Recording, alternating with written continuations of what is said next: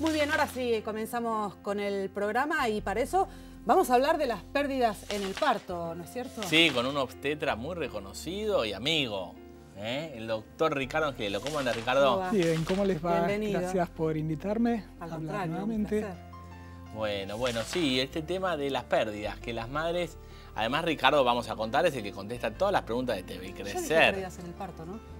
No sé qué dijiste. No, pérdidas en el embarazo. Dije pérdidas Bien, en el embarazo. Quería decir, porque hablamos tanto de partos un ratito antes que dije, no, pérdidas en el embarazo, perdón. Bueno, de las 3.000 madres que entran por día, muchas preguntan de tu métier. Sí. Así que bueno.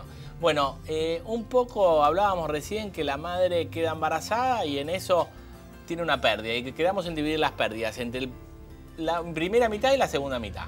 Exacto. ¿Qué pasa con la primera mitad? Las pérdidas, digamos, durante el embarazo en sí son muy angustiantes para la madre porque, bueno, piensa que su embarazo termina con una pérdida y no siempre es así. Tenemos sobre todo durante el primer trimestre, que son las principales y que pueden tener origen en el momento de la implantación. La más común de todas prácticamente es en el momento de la implantación, en el cual el embrión que se adhiere al endometrio puede generar una pequeña pérdida que, de acuerdo a las características, puede ser... ¿Cuál es la cámara del doctor? Ahí está. Ahí está. Muy bien, ahí te ayudamos. O puede ser una pérdida roja si la cantidad de sangre es un poco abundante, o una pérdida amarronada cuando prácticamente es mínima, se metaboliza la hemoglobina que le da el color rojo y aparece como amarronada. Esa sería una de las más comunes. ¿Y eso pero vos qué decís pasa? en el primer trimestre? En el primer trimestre. Pero además, en el primer trimestre tenemos las pérdidas que son generalmente de causa cromosómicas, que lamentablemente la mayoría no llega a culminar los 3 meses y ni siquiera el embarazo, debido a que alguna alteración, tanto en el óvulo como en el espermatozoide o como ambos, la parte genética está alterada y son embarazos que no van a evolucionar. De estos son los que evolucionan prácticamente hasta un poco menos de la semana 8 y se empieza a desorganizar el embarazo, aparecen las pérdidas. Uno con un control ecográfico demuestra de que el embrión prácticamente dejó de crecer, claro. No hay latidos y empieza a involucionar. Ahora, yo soy la madre que nos está mirando. ¿Y qué probabilidad hay, si tengo una pérdida el primer trimestre, de que no sea nada o que sea algo grave? Por lo general, la mayoría muchas veces no son nada. No son nada grave. Digamos que la mayor probabilidad de las veces, o la mayor parte de las veces, la pérdida no va a significar su pérdida de embarazo. Exactamente. ¿Y qué tiene que hacer? ¿Te llama? ¿Qué tiene que hacer? Como primera medida, sí, consultar.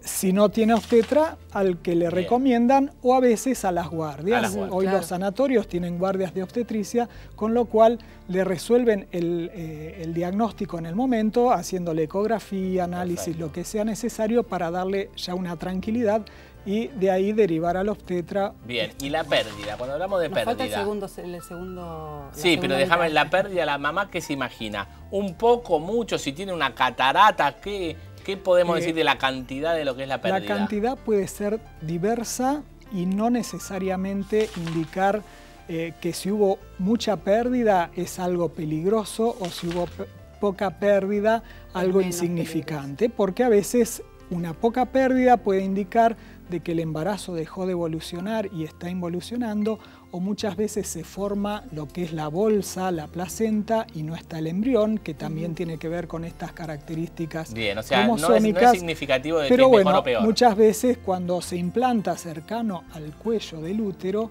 en esa implantación puede tener una pérdida más significativa y no ser nada malo. Perfecto. ¿Sí?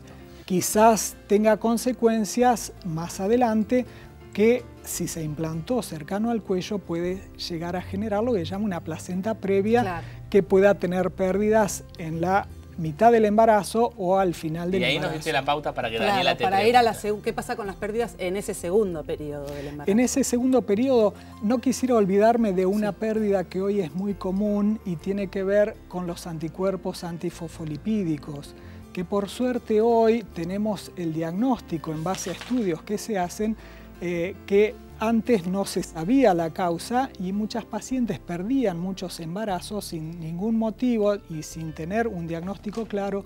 Y hoy, en base a estos anticuerpos antifosfolipídicos, cardiolipinas y coagulante lúpico, uno puede hacer el diagnóstico y con medicación anticoagulante estas mujeres han podido quedar embarazadas y llegar a término. Con respecto a las pérdidas de mitad del embarazo o final del embarazo, como les decía, esta placenta previa puede ser una de las causas principales. La placenta previa significa que la placenta está entre el cuello y el bebé. Exacto, ¿sí? Hay tres formas. Una placenta previa oclusiva total se denomina cuando ocluye todo el cuello. Puede ser parcial cuando parte del cuello esté ocluido, o puede ser previa lateral, que es cuando está en el borde, digamos, dentro de los 10 centímetros entre el cuello y el segmento del útero. Eso se diagnostica, por supuesto, por durante ecografía. El transcurso del embarazo. No siempre son sintomáticas, o sea, no siempre empiezan con una pérdida y se diagnostican durante el control cuando se hace el control. En caso de, una solita más, en caso de que exista alguna de estas posibilidades de placenta en diferentes lugares, existe la posibilidad de la cesárea, no siempre significa la pérdida del embarazo. Digamos una placenta previa, o sea, sacando la lateral, que durante el transcurso del embarazo, a medida que crece el útero, puede deslizarse hacia arriba con el estiramiento del segmento, que puede llegar a tener un parto normal. La que es oclusiva total o parcial son indicaciones de cesárea. Bueno, perfecto. Muchísimas gracias, doctor. Bueno, un placer.